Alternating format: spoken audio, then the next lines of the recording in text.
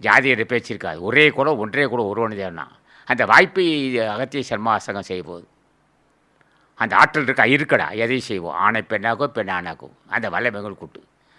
அது எனக்கு இல்லை. எனது ஆசான் முருகப்பெருமானுக்கு உண்டு, எனது ஆசான் அருணிநாதனுக்கு உண்டு, எனது ஆசான் அகத்தீஸ்வருக்கு உண்டு, எனது ஆசான் புச்சர் மகர்ச்சி உண்டு, எனது ஆசான் ராமலிசாமி உண்டு. அவன் தான் வந்திருக்கான் உலக மக்கள் நன்மை செய்யறதுக்கு.